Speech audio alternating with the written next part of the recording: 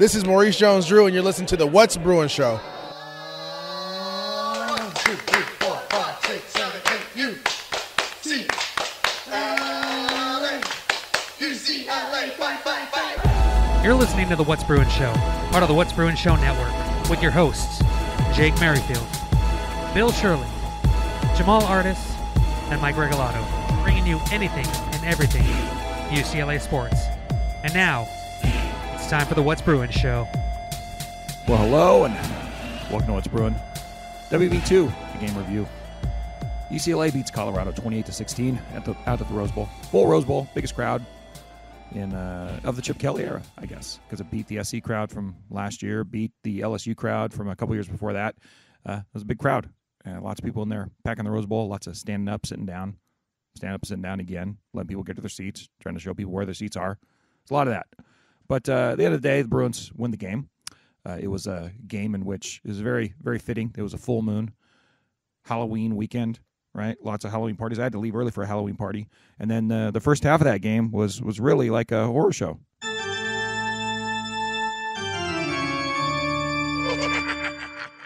And 4 turnovers for the Bruins, not something that I would think that they were hoping for. 2 of those were by the main villain himself, Travis Hunter. He was absolutely villainous, but absolutely spectacular, man. He lives up to the billing for sure. And I when I was at the stadium watching it live, I thought that those were 2 amazing plays. And then when I watched it on the replay, after I got home, I came away just super impressed with that dude. Once again, just to reset things, I am a huge Colorado Buffs fan after the season started, just with the amazing effort they had early in the year, and watching the Sanders brothers and Travis Hunter and how Coach Dion does his thing. But I think just like anybody else, I got a little sick of the hype train and how some of the Colorado fan base was acting around these Buffs.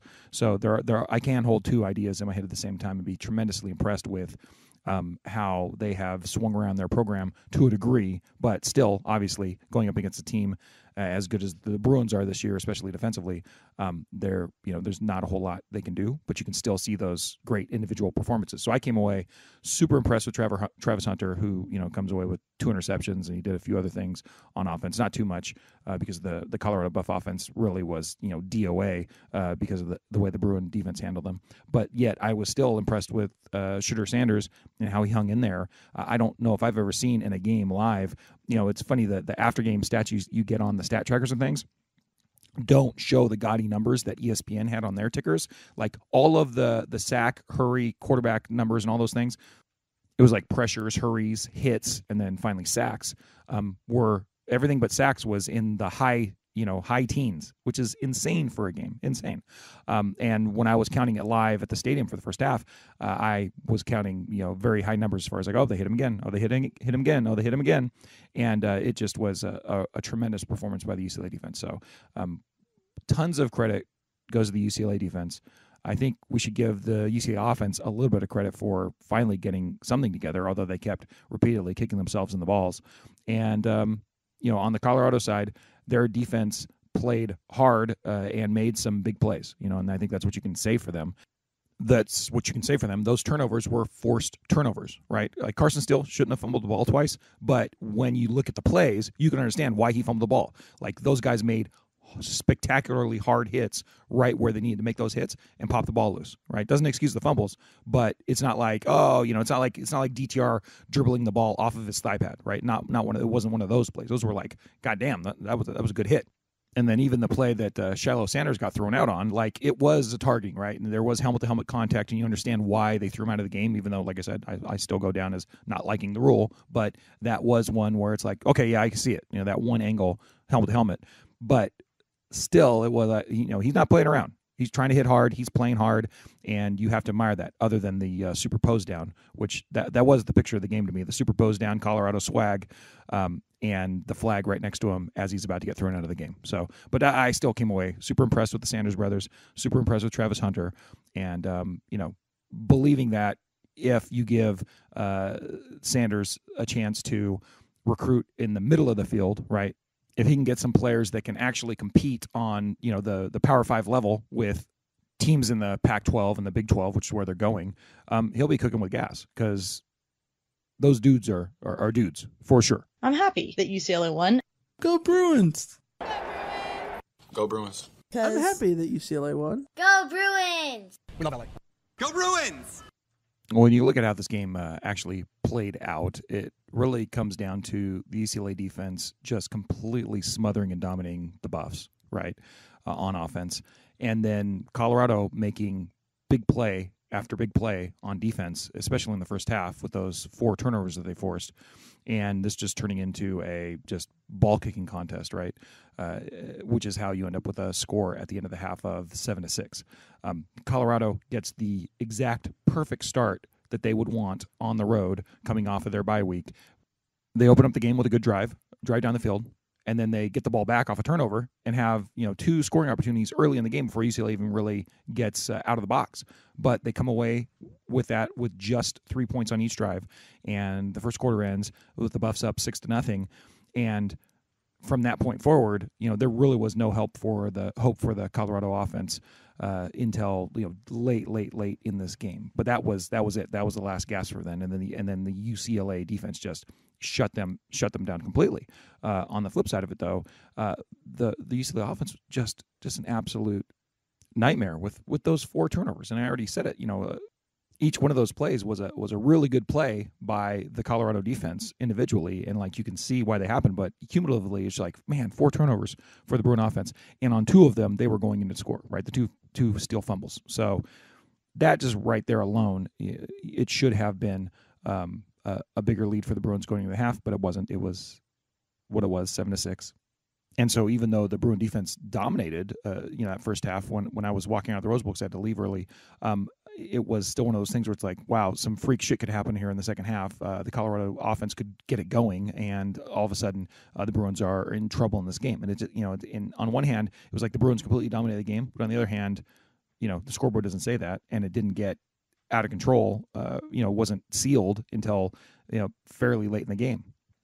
In a way, this game kind of felt to me like the first game of the season did against Coastal, where it's we thought that Coastal had some tools to be able to challenge the Bruins and put some points on the board, but they never quite got it together.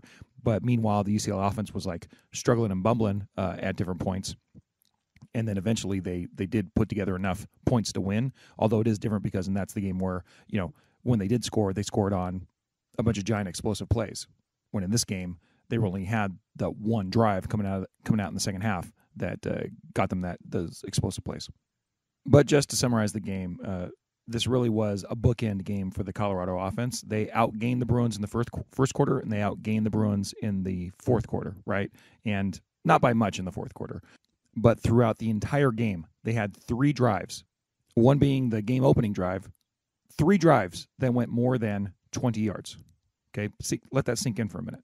So they had one drive that went 13 for 62. That was the opening drive. And then the second half, they had that field goal drive that went 9 for 64. And then they had their touchdown drive that was 9 for 86. Other than that, their drives went less than 20 yards. And that's 1, 2, 3, 4, 5, 6, 7, 8, 9, 10 of them. 10 other drives, less than 20 yards. And 2 of those drives ended up in negative yardage. They ended up 4 for 14 on third down, which is not, it's bad. It's bad, but it's not absolutely dreadful. But they were 0 for 6 on third down in the second and third quarter. The Buff offense averaged 0.8 yards per play in the second quarter. In the third quarter, they got that one big catch to Weaver on that drive where it was extended by the roughing. But that one play went for 45 yards. Other than that, they had a yard and a half per play in the third quarter. So, if that's how the defense is going to play, in the middle of the game like that, it just completely snuffed out any hope for the Buffs, I think. And, I was a little worried when I was walking out, like I said, at halftime. But as soon as the third quarter started and the Bruins score on that quick drive, which, by the way, where's that all game? But this was your classic solid verbal crockpotting, right? The Bruin defense was not going to allow the Colorado offense to really get anything done. And then once the UCLA offense was done throwing up themselves, once again, Colorado made some big plays to force those turnovers. But once they were done with that, then they were going to be able to put up enough points. And it's really funny, as a whole, the UCLA offense played pretty much the same game they played against Stanford. Look at Garber's stat line. It was pretty much the same but they just didn't get the points because of all the turnovers. UCLA. UCLA. Fight, fight, fight. As far as takeaways for this game, I'm going to talk to Bill in a few minutes, and we're going to talk about like the crowd at the Rose Bowl and all that stuff and the atmosphere. But I was struck, having Garbers in there again for most of this game, and he opens the game with a turnover, right? Something we've gotten all too familiar with this season with the Bruin offense, just shooting yourself in the foot early. The good starts just aren't there.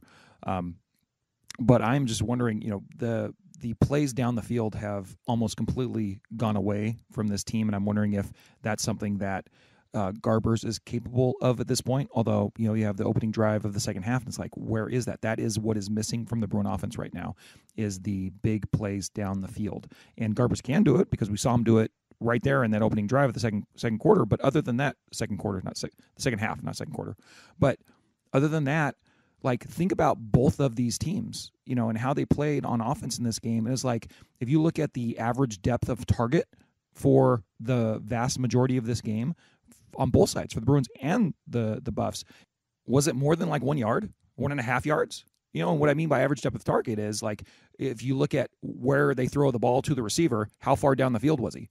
And everything with this game for the Colorado and for the Bruins was almost exclusively at the line of scrimmage, right behind the line of scrimmage. And it was kind of for different reasons, right? Shooter Sanders has to throw the ball horizontally because he doesn't have time to throw the ball vertically. You saw the two big plays they made down the field. It was basically the ball snapped, he throws it, and hopes that his guy is going to run under it. And he just happens to have such good touch and happens to know where that guy's going to be that he's able to complete those passes. But if he does probably 3-4 more of those, they're probably going to get picked off, right? So they could, they got away with it the two times he did. But everything else was some sort of bubble screen, something sideways, right?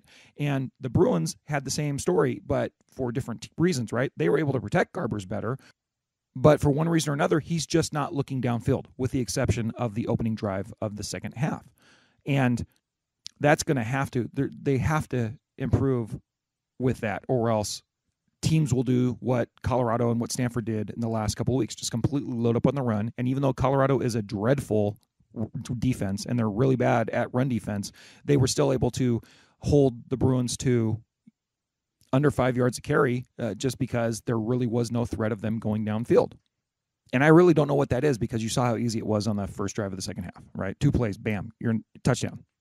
But I don't know what it is. I don't know if it's Garbers is reluctant to throw it down the field. I don't know how much of this is by design, but I will tell you that with, J. Michael Sturdivant out there on the edge, and with Kyle Ford out there on the edge, and we saw what Loya can do, and he's probably, he had the game of his life last night, but he's had a bunch of drops throughout the year. These are very underutilized pieces of the Bruin offense, and they have to find a way to get these guys the ball, or it's going to be more of the same, 3-4 yards in a cloud of dust, occasionally scoring, but also occasionally having wacky turnovers like we had in this game, or having drives that stall out because you just can't quite get down there. And obviously you can't rely on the field goal game anymore.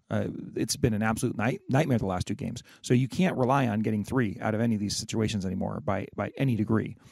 So with that in mind, you pretty much have to score touchdowns, and you're not going to be able to do it just doing it 4 or 5 yards at a time all the way down the field consistently. You have to find a way to have more explosive plays, which is what they were really good at in the non-con, but it's been such a struggle here in the conference season. And they have to find out some formula to get these dudes on the outside involved. And it really shouldn't be that hard, because they can run the ball good enough to where that should open things up down the side of the field and up the middle of the field. And we've seen it in spurts, but how can they unlock it? And I don't want to be so negative about it, but it really is hard to not be a little negative about it, considering what we've seen in these last 2 games. If Garbers is going to be the guy at the helm, that is a part of the game that is absolutely missing. What he has added is poise. What he has added is the ability to run effectively, right? That is a big part of the game that I think we're missing. We got to see Colin Schley back in there, which was awesome. I thought he was taking a shot down the field, and I don't blame him for it. But that's something that probably can be improved. Incidentally, by the way, 5 seconds before Schley threw that interception, I whispered to Phil, this guy is a circus throwing the ball, so let's just cross our fingers about this. And, of course, he throws the interception. And then, incidentally, right before we kicked the field goal, I said, this has been a circus for us, so good luck. And, of course, we doink it. So, gee whiz. But the Bruin offense is not going to get by just going horizontal. They got to figure out a way to get some explosive plays down the field. And if, God bless him, but if Cragen is your deep threat, that's not going to get it done. Early in the year, we were getting on Kelly for trying to, with Moore, with Moore out there, trying to establish the running game through passing. And we all thought that was a mistake, and I still think it's a mistake. They need to establish the running game first, for sure. And they tried to do that in this game. And like I said, the fumbles were unpredictable, but they did cost them. But you need to, run the ball, establish it. But once you do, there should be plenty of things down the field open for the Bruins, and that just hasn't been the case so far.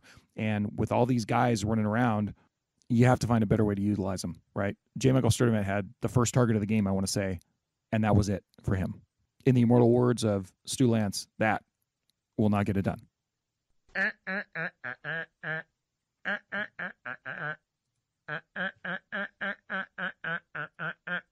Fight, fight, fight! All right, let's get to the ballers for this game, and we're going to start with the defense for once, because I actually have the stat sheet in front of me. I'm not driving down the 5 freeway this time. But I still think these stats are kind of wonky because it's not reflective of how good the Bruins were on defense. Like, for example, on this on the score sheet I'm looking at, they had QB hurries as 6 total for the Bruins. I mean, that's absolute nonsense, right? That is absolutely not reflective of what the Bruins did. You saw the graphic they kept showing on ESPN, and at one point late in the game, I want to say, I mentioned it earlier, I think, but the hurries and the hits and all those things were like up in the high teens and the 20s, and that was just unbelievable. The Bruins end up with 7 sacks. I felt like they called Latu on sacks like 4 or 5 times. I'm going to mention this with Bill as well, but they only credit him with 2, but absolutely straight baller. Straight baller.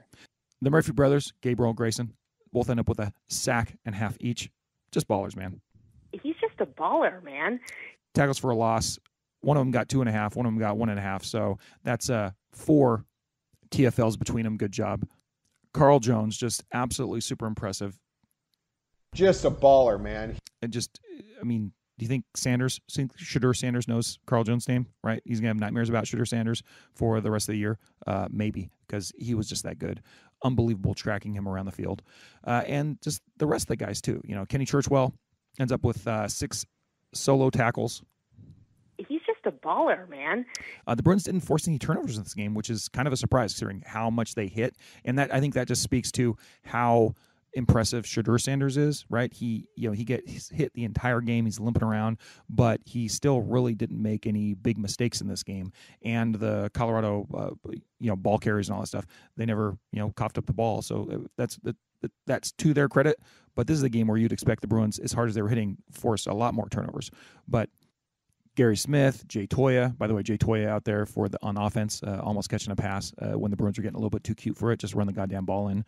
But still, those guys, big ballers on the inside, and that's where it all starts. And even though they were only playing one of them at a time this game, right? He's just a baller, man. They were playing really with just one defensive tackle, and then everybody else was just linebackers standing up in the line of scrimmage and just flying at the ball and flying after the quarterback. But who am I neglecting? Muasau, Oladejo, and then the guys in the back end, the Kirkwood and the Ramsey, and I think I already said Churchwell and Davies as well. Alex Johnson as well. All these guys contributed, and it was just a spectacular defensive game. And we're worried about the Bruin offense, but if the Bruin defense plays this good in the rest of the games going forward, they will be right there giving the Bruins a chance to win the game. And these guys collectively are just the ballers of all ballers. Straight baller. It's unbelievable how good this defense is. Now on offense, a little bit less to celebrate, but we'll start with the man who had the game of his life, and that's Logan Loya. 7 receptions, 111 yards, 49-yard long. He had 9 targets. He had 48 yards after the catch, and just a spectacular Sports Center-like highlight.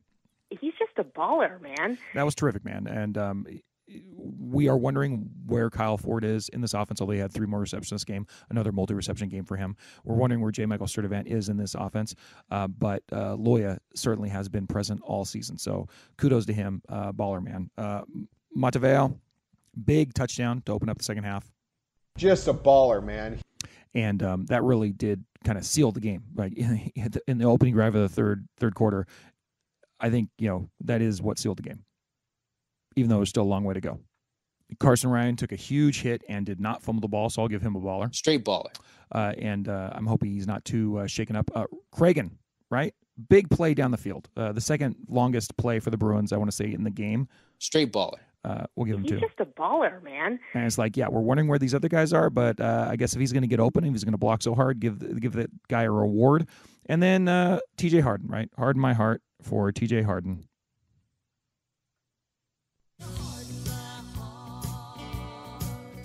Just a baller, man.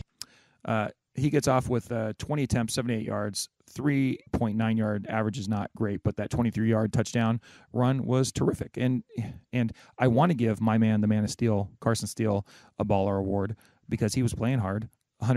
He had 75 yards, 6.8 yard average, right? He was doing everything right except for the fact that he coughed up the ball. So no baller for the man of steel today.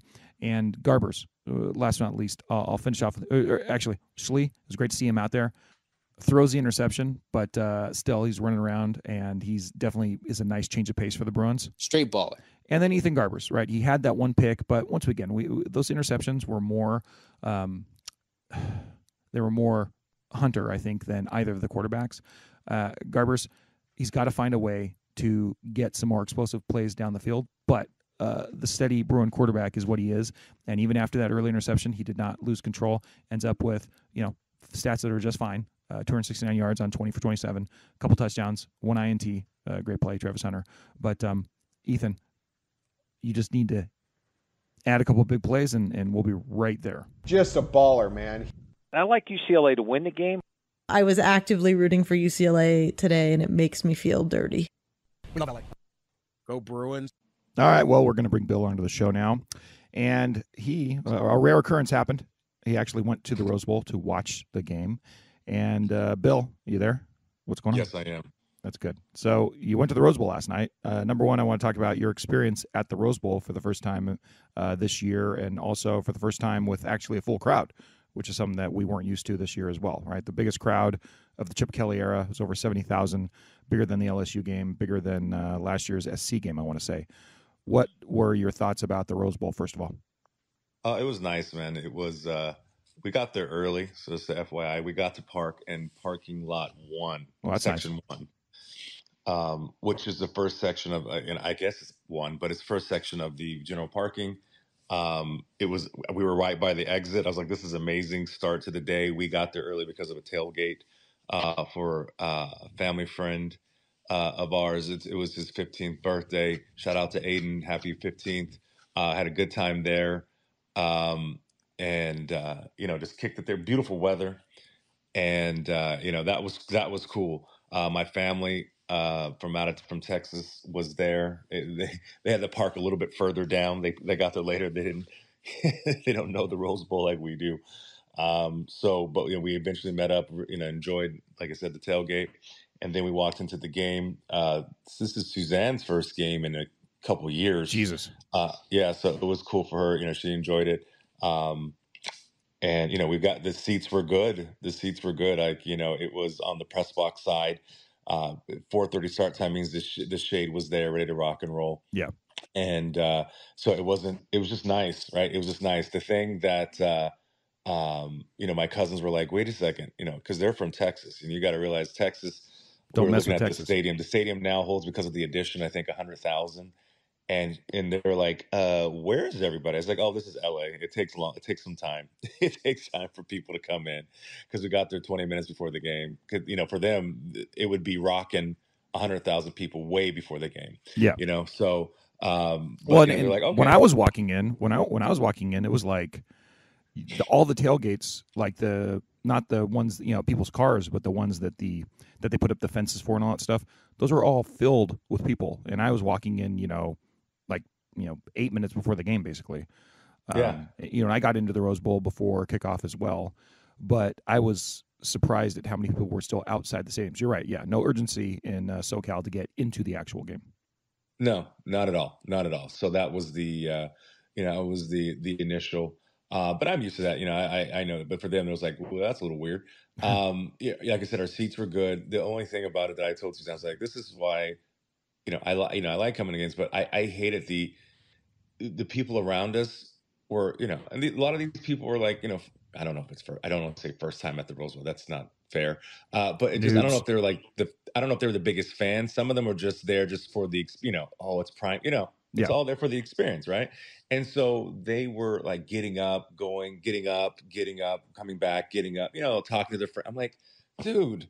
So it was just one of those things, and I know it's a little petty, but it's just like I kept standing up, sitting down, over and over and over again. I'm like, can we just sit and watch the game Yeah. But no, I was like, I was practically an usher over there in 6 and 16 as people. Yeah. It was mostly wayward, Colorado fans. Yeah.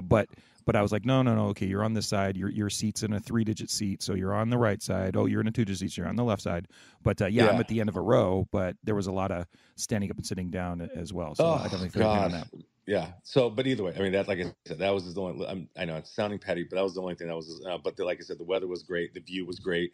One thing I did notice, maybe because I'm just getting old, and my cousin and his wife were saying this was like, y'all screens out here are tiny. You need a bit, and I was like, you know what? You're right, because like it was hard for me to see, even though I know they're like updated screens. They're not big, replay screens. They're used to the Jerry Dome, huge. Yeah. Huh? They said they're used to the Jerry Dome. The whole thing's a TV. Yeah, exactly. But remember, even in the Texas Stadium, when I say Right. Texas University, that replay thing is ginormous. So I was like, yeah, you're right. Our screen should get a little bit bigger. But it was nice to see. Like I said, a lot of my people were there, Jake. A lot of my people were there, and I was like, oh, look at this. We're all laughing. My cousin and I were laughing about that. Well, what do you think of the crowd split? I mean, I was, I wasn't sure. It wasn't 60-40. I don't think it was 60. I think it was like 70, Yeah. 70-30. No, I completely agree with that. But I thought it was a very pro Bruin crowd, and I think a lot of the Bruin fans came out for the spectacle of it. I think that homecoming helped, but it definitely was mostly the Colorado experience for sure. Yeah. But it was mostly Bruin fans. Now, you were on the what would have been in the south end or the south corner, right, on the shady side, right? Like, so you were closer to the Colorado band than you were to the UCLA band, yes? Oh yeah. So I was the opposite. I'm closer to the UCLA band on the shady side. So when it was getting loud on like third downs and things like that, it definitely sounded like a pro Bruin crowd. What did the crowd sound like on like the important downs to you? It wasn't. Remember, because I was more on the. I was closer to more Colorado fans. That's what I'm asking you. Yeah, I was closer to more Colorado fans, so wasn't bad. We had some older Bruin ladies behind us having a good time, having a few drinks, maybe one too many, but having a good time and cheering. But otherwise, it was a little bit more muted on our side, a little bit more muted. But it was still good. Like I said, it was a good experience. Pretty cool energy. And as the game went on, and as the Buffalo fans realized, this thing is not happening. Ain't happening. They were just like, whatever. They started leaving in our area. They started leaving around late third, early fourth. They started leaving. So what do you think of the actual game? Just what you think actually. It was one of those. I don't know how to say this, but like, you're sitting there going, UCLA still won. By the way, sorry for those who bet the money on this game, the spread. Wow, well, that sucked. Yeah, that last second touchdown. But either way, it was like UCLA still won this game handedly with 4 turnovers. Like, you said, they're going, this is insane. Yeah, they're leading after the first half with 4 turnovers. First half, they're still leading. That's insane. That doesn't happen. That's insane. That's insane to say that. If you say that any other thing, we've gotten close to seeing this with the 3 turnovers by Dante Moore. It's hard to overcome that. So for UCLA to be up and still win the game, that was the huge tip of the cap to not only righting the ship offensively in the second half, but the amazing play of the UCLA defense is just insane. I mean, how many sacks? There are 7 sacks. How many were Leatu Latus? How many? 3?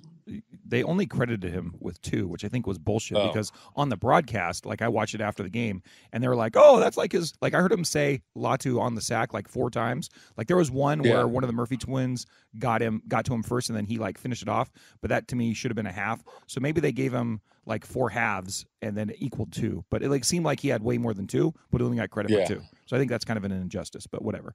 Yeah, Yeah. and one of the Murphy twins, both Murphy twins had 1.5 each. So that's pretty crazy. And so that's good. So it was like I said, the game for being as ugly as it was in the first half, and to still actually win handily, credit to UCLA.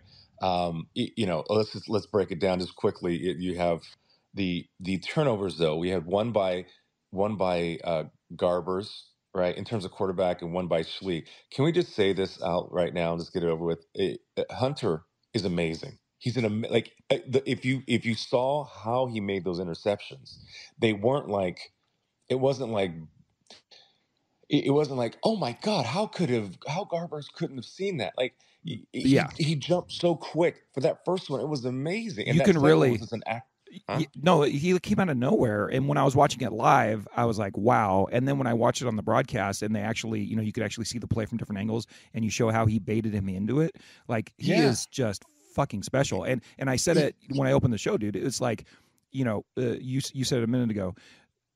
It sucks for Bruin fans that the Bruins didn't cover this game, which they completely dominated. But I'll tell you who does deserve the cover. Shadur Sanders and Shiloh Sanders and Travis Hunter, they deserve to cover in this game because they were playing their asses off. And those guys are like special dudes. And even though, one Sanders got thrown out, the other Sanders got murdered, and Travis Hunter was just, balling out. Dude, he was good. They were so good. So it was a treat to see those guys play, even if Shadur was like getting beat to hell. Yeah, and so my thing was of those 4, Schlee, he's like a package guy, so I'm not worried about his turnover as much. Garbers, it was like tough luck on that one. I could see a little bit of both ways, but he should have seen it. But it was the guy's just uber talented. So it's just tip of the cap to Hunter. The other 2, Crocky Jays, man, steal. But Crocky Jays, man, were just flummoxing. It was full moon, Halloween. Because how does that work? Yeah, I don't know, because it was really like for a guy who's pretty sure-handed and a guy who, I was trying to find his fumble stats before this, but I can't find them online. There's no site that I could find that shows how many times people fumble, like other than going back and looking at each box score.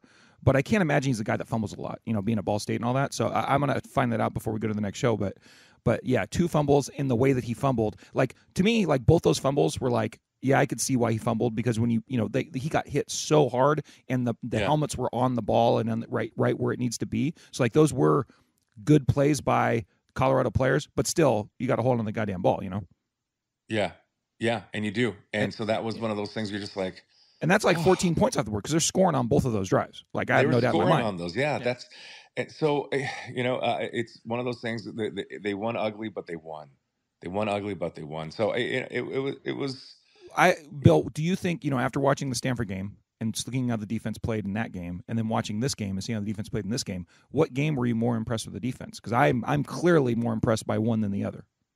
I think this one was just I was impressed, because of the potential talent.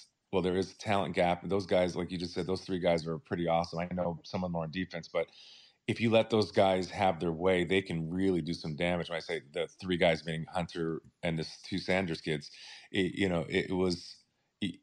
this was amazing for how quickly they got to the quarterback. You do understand. We do understand that this is first year under Dion, and that O-line will get better. But I say take advantage of it while it's there, and they really just pinned their ears back and got after him. No, I'm glad that Colorado's going to the Big 12, and I can just root for them. Like I said, I will never be rooting for the Colorado fans. I don't think. Well, the ones that were in the Rose Bowl, I all met were very lovely and nice. I like those people, but the douchebags on that are on some of these, our contemporaries on some of these other broadcasts are just complete utter just rat. I don't know, whatever. Fuck those guys. But I still am a Colorado Buff fan right now, and I'm really excited to see what they can do in the Big 12. Like them and Utah going to the Big 12, I want to see them in like the title game next year because I think they're going to just outclass all those teams. They will. You're telling. I mean, you're just saying. Dion is just getting started, and Kyle Whittingham is, one of the top coaches in college football. Period. Yeah. So I mean, you're going to see some great stuff there.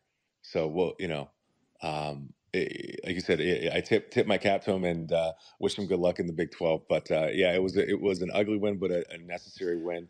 I'm really scared. I'm not going to be there this Tuesday, but I am really scared. Yeah, me too. For Arizona. Me too. That is just. I'm scared, Jake. I mean, there's no ifs, ands, or buts about it. That's the toughest game left on the schedule, right? Oh yeah. After seeing USC barely. I was so sad for Megan. Barely winning. Yeah. Oh man. Was she at the game? Yeah, she was there. She watched the whole thing. Oh man. What a shame. Oh man, what a game. But yeah, after seeing that, that's not really the biggest worry. The biggest worry out of the remaining games is Arizona. And you bought a ticket and you're gonna go watch that. So I wish the best for you, man. I really do. Yeah. Yeah. It's oh, and by the way, one of the things that was mentioned in the last show was that how effed I was gonna be. Suzanne and I are gonna be to leave there. I want to ask that. Yeah. Yeah. We stayed for the entire game,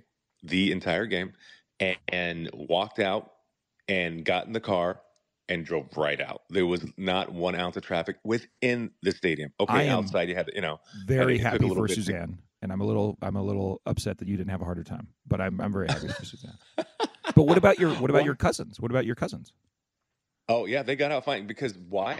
They left a little earlier though. They left because they're like because their car was further. They're like, man, my car is way down in the golf course. Like, I get it. Yeah. So they left earlier, and we told them to meet. We met at the Hat on Lake, in Pasadena. Oh man, it was the Hat is underrepresented. I mean, it's not like there's like only one location. People know about the Hat in Southern California, but that's a good pastrami, good burger place. It really is. And yeah, it is. It's a little expensive, for the but money, it's really, really good. You think it's for the money? It's good. Yeah, I think it's way overpriced. Do you really? But I might be scarred because last time I went to the Hat was like I was out in like Duarte.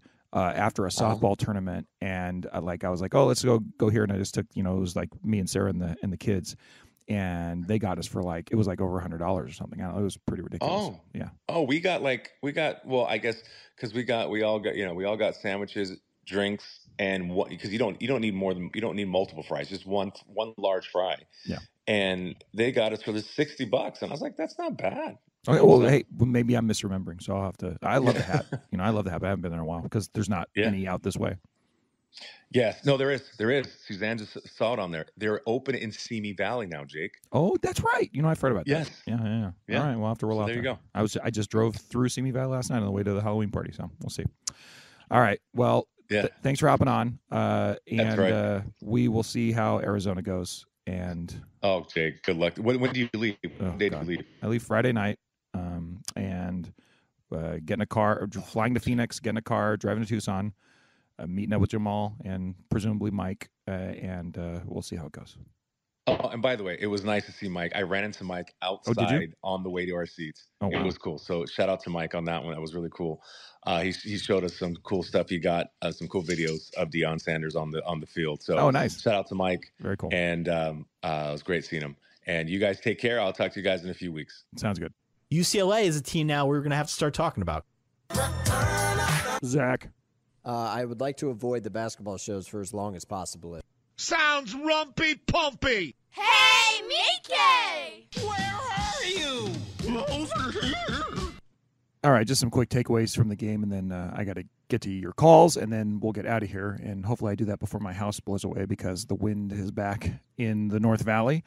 There's like a tornado going on outside the house, so hopefully we don't blow away. But when I left the game, I said to Leo, who's sitting across from me in Section 16, I said, Leo, if we're going to play like this on offense, we're going to be in for a really sad game in Tucson, as we just said with Bill. But I still think, I still feel like we'll have a shot in Tucson with the Bruin defense playing like it is. But the Bruins got to play better than this if they're going to win that game. if you're a subscriber and listen to the Mallcast I did this week, where I had basically a rooting guide for the Bruins for the rest of the season, the takeaway from that was that we were really hoping that Washington would win out and hoping that Oregon would take a couple more L's, including losing that game against Utah that they had yesterday. Well, unfortunately, things didn't go as planned, and Oregon kicked the crap out of the Utes. What is a Ute indeed? What is a Ute? So that's kind of out the window, and I kind of feel like Oregon's not going to lose another game this season, so I think it's probably really unrealistic to think that they're going to lose 2 more games this season, considering they just beat Utah on the road. Then they have Cal, SC at home, at ASU, and then they host the Beavs. So we're going to have to re-examine that for this next week, but it looks like now we're hoping that Washington instead drops a couple unexpected games in order to give the Bruins a chance to sneak into the Pac-12 title game. But quite honestly, that's probably a pipe dream at this point. I'm not.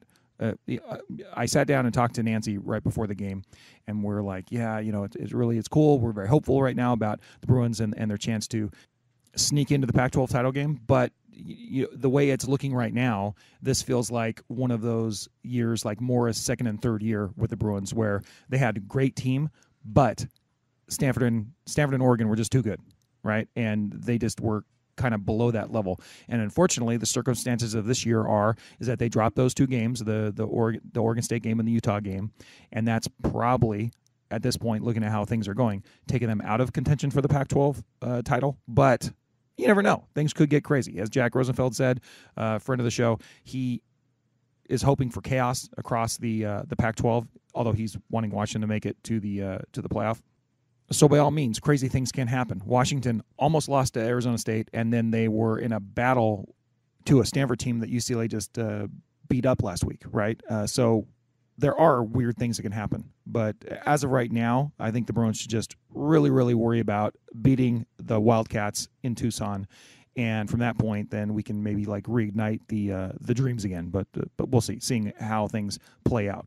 But as far as now kind of shifting our attention towards maybe hoping that Washington drops a couple games, well, they have at USC and they have at Oregon State left on their schedule, and they play Utah as well. So Washington definitely has a really tough schedule ahead of them. So there is a chance for Washington to struggle. But I think we should shift our attention from Washington, let's go make the playoff, to maybe, go Ducks and go from there. But really what I'm saying is let's just get the 10 wins, win out, and worry about everything else after that, because the Bruins' next big test is the next game, right? So far they came up short at Utah. They came up short at Oregon State. Well, it didn't look like it before the season started. At going to Arizona is always tough, but it didn't seem like Arizona was going to be that good of a team this year. Well, now they've rounded into shape, and that now has become the big test for the Bruins here in the second half of the season. So we'll see how they do. Meanwhile, Chip Kelly has made it to not 1, but 2 games over 500, and now's his chance to really kind of get some separation there.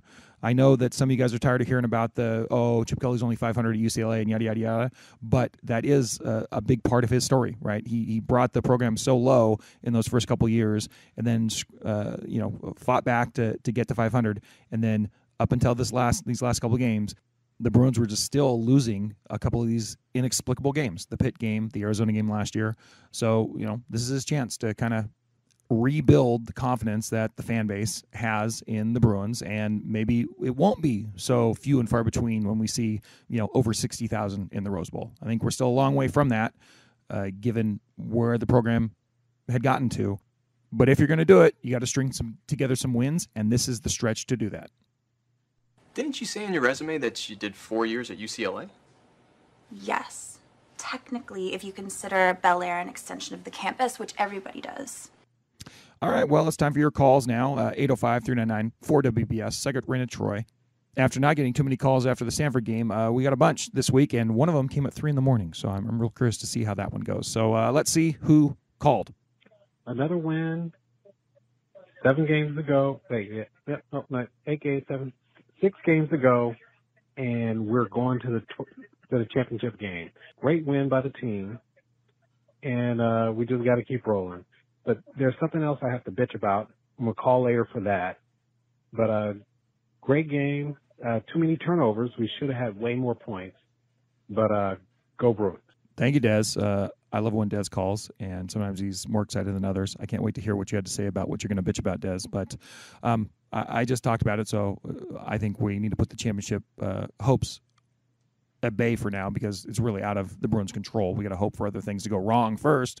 But yeah, I mean, when it's all said and done, they beat Colorado. They didn't cover, which is a shame because I really wanted to stick it into some of those more obnoxious Colorado fans' faces. But it was a good game, and I think it was a treat to see some of those Colorado big ballers out there as well at the Rose Bowl and have a big crowd. So thanks, Des. Really appreciate it.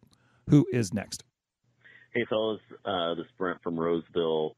I got a couple of gifts for Bill. First one, with WBS network shows just dropping like flies, does that mean it's just time to go back to What's Bruin Show? And the symposium can be a segment, but not the name for the show? Maybe it's time. Oh, hell no. Second, Bill, if you will take me to the game, I will come down there, and I don't even have to stay with you. I will find my own place. Thanks, guys. Go Bruins. And Raina Troy, you know what to do. Thank you very much for the call, Brent. Number one, when Bill comes in here and starts putting the show together and all that, then he can call it whatever the hell he wants. But the What's Bruin Symposium lives. Thank you very much. As long as I'm drinking during the show, that's really what it is. But very funny. I think you'll be waiting a long time for Bill to take anybody to the game. It's hard enough for him to take his own family to the game, although they are on a one-game streak. But, yeah. He was already bitching and moaning about, the people and the standing and the sitting and la, la, la, la. So I think he's enjoying watching it from his couch a little more.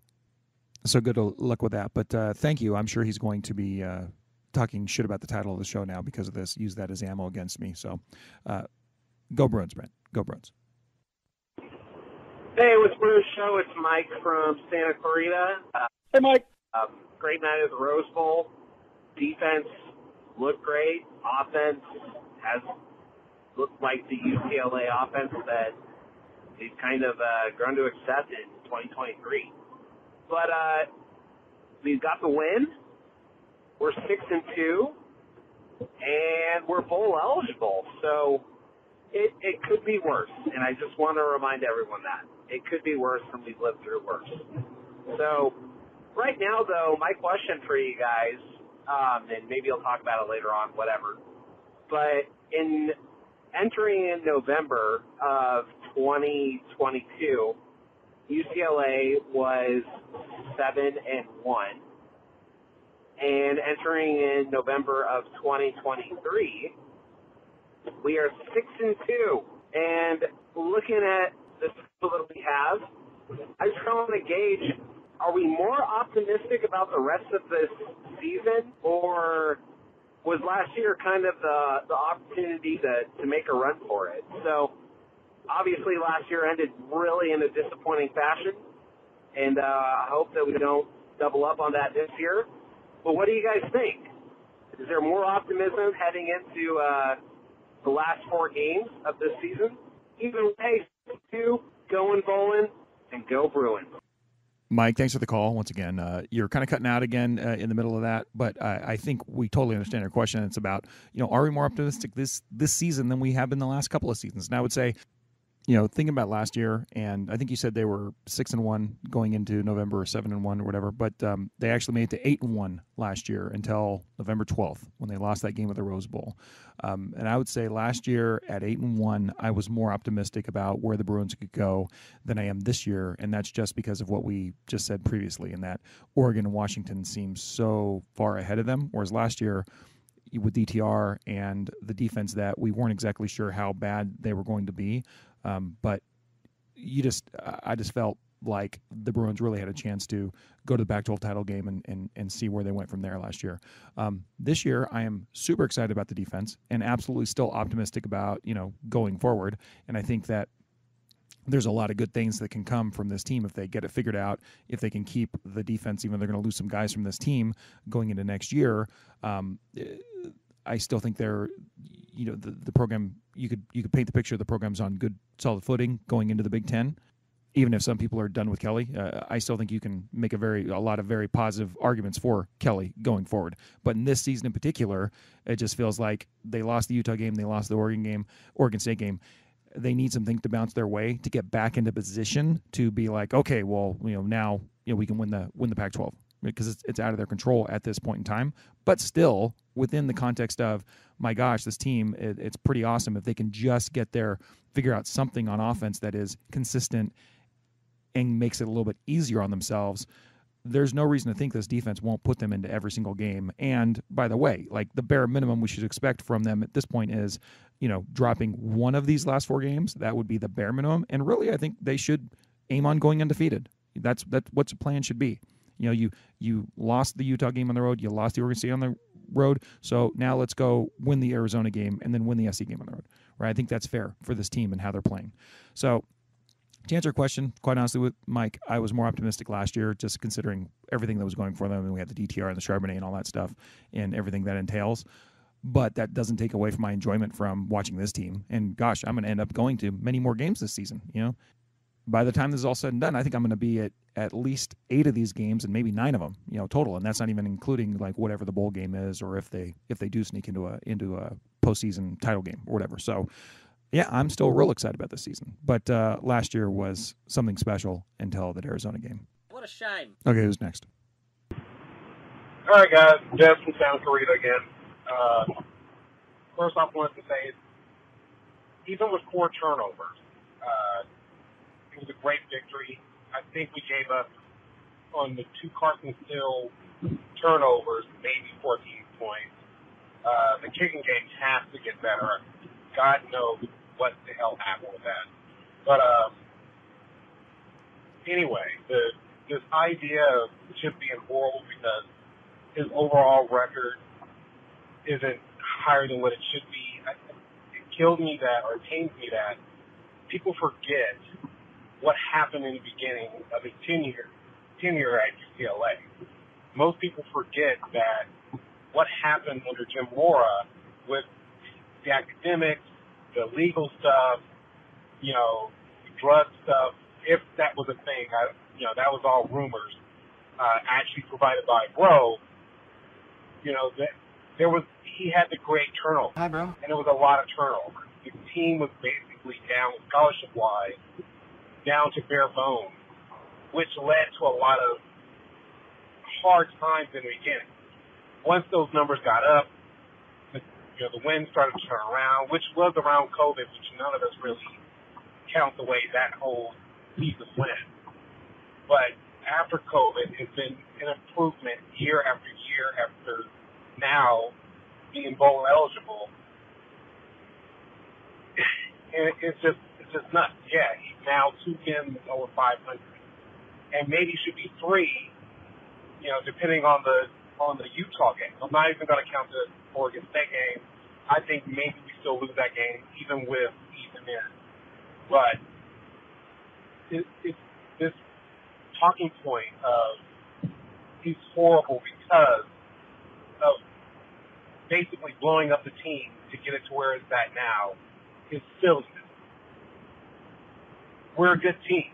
This team, I think, would have been better if you remove 2 coaches and put in a better quarterback in this new era without being just DTR. But outside of that, I think, and no, we're not going to get 12 wins. Who knows what's going to happen? This team is primed for greatness this season. We should actually win completely all the way out. I don't think we should have a problem with USC at all, especially with our defense. Even more so, we could stop giving up turnovers. But outside of all that, I just want to say, 1, love the show, love you guys. Can't wait to hear 2. Dez cut off there, and that was the 3 a.m. call. So, Dez, you sound a lot better than I thought you would, considering I saw that call, what time that call came in. But I totally get what Dez is saying, and I think the reason why the more reasonable Bruin fans were frustrated with Kelly and his record of being at 500 is because there were those inexplicable losses. I don't think anybody reasonable is holding the Utah loss, the Oregon State loss from this year, really against him in that regard of the Chip Kelly situation as a whole. I mean, obviously those are dreadful or really heartbreaking losses at the time, right?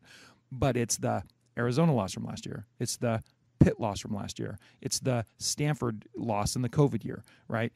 Those are the games, and it's like shaking your head going, what the mother effing F, right? And those are the ones that are like, is this really the guy that you want leading the program? Because on the other side of it, I agree with Des.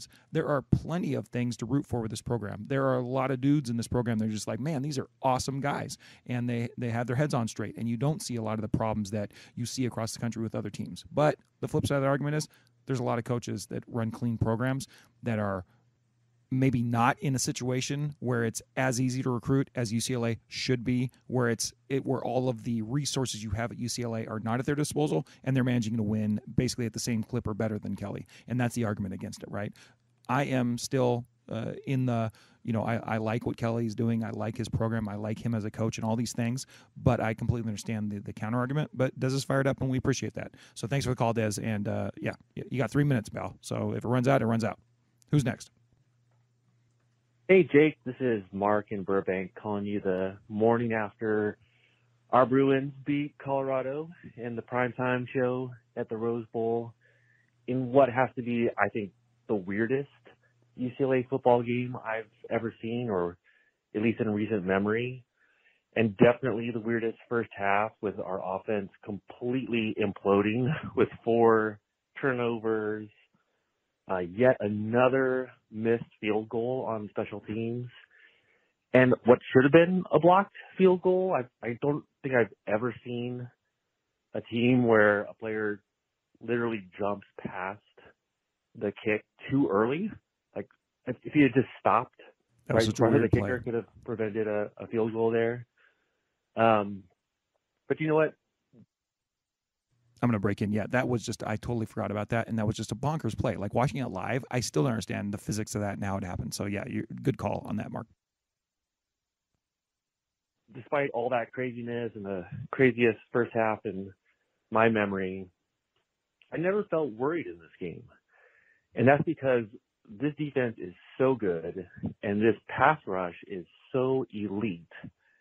I mean, it has to be one of the best in, FBS, if not the best pass rush in FBS. So even despite all that, nonsense in the first half, I never was worried. I felt like this team was, the offense was eventually going to get clicking. This team was going to come back and win it. And that's a feeling that I know I shouldn't get used to as a Bruin fan, because we have suffered through many terrible defenses, and a lot of these guys are going to graduate. But man, it feels great to have that kind of security blanket on your team and being able to always be in games, never be out of it. Just completely suffocating Shadur Sanders, who, if you didn't give him a baller shout out, give that kid a baller shout out. He was, gaming out there the whole time, getting absolutely crushed every single drive, but yet kept coming back, kept playing. If that kid could get an offensive line, look out, you'd win the Heisman. So big shout out to Shadur and what he does. But yeah, defense was great, super awesome. What I'll leave you with is just, can we get a petition that all Bruin fans sign that we send to Chip Kelly to say, please, please, please just run the football? Because out of our 5 conference games now, we've had 4 opening drives where there's an interception after 3 to 5 plays. Can we just run it? Can we just all sign a petition that says, Chip, just hand the ball off. Just run the frickin' football every single play. I don't even care if we go 3 and out and punt. Just run it. Don't be cute. Don't do silly stuff down at the end zone when it's first and goal to go. Yeah, you got 3 minutes too, man. But thank you for the call. But you're right in that by the end of the game, the balance is out and they end up running the ball more than they pass. But this coming out and just trying to check it a little bit, it really has bitten the Bruins pretty much every game this year. So it's almost like be a little more stubborn at the beginning and then open things up, and hopefully you can chuck the ball later in the game. But yeah, I mean, I want to say on Harton and Steele's first 5 or 6 carries, they were averaging like 8 yards a carry. So that is definitely a very good point. I am hoping that we can keep this going too. And you're right, we don't normally have a good defense to root for, but we do right now. So it's fun while it lasts. So let's keep it going for the season. All right, one last call.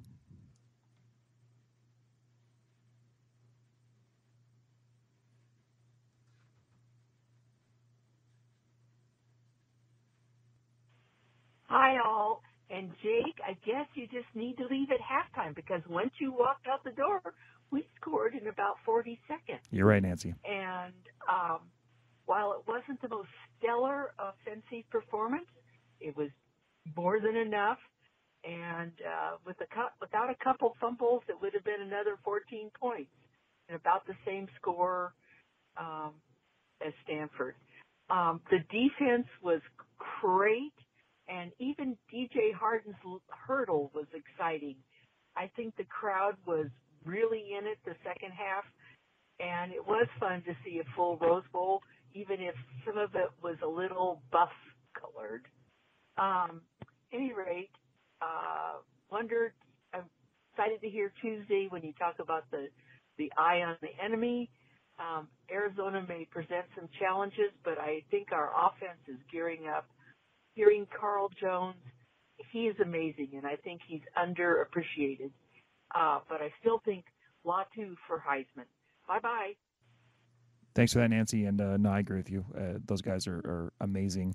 And yeah, I didn't like leaving at halftime, but as soon as before I got to the car, they had that breakaway score, so that was very good, and it was very good to watch that on TV afterwards. The show this week probably will be on Wednesday night, FYI, because Tuesday night's Halloween, and Mike will be running around with his kiddos at that point, although I will be, me and my wife will be on our own because our kids all have things to do, so we'll see how that goes.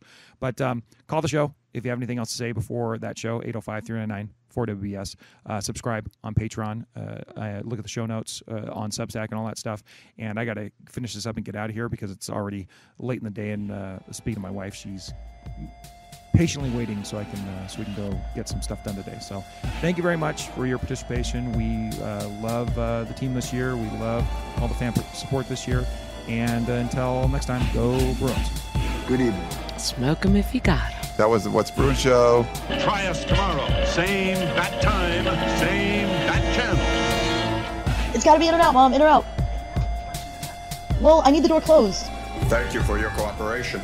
Dude, bro, we play some ball on the West Coast. The final word is boob.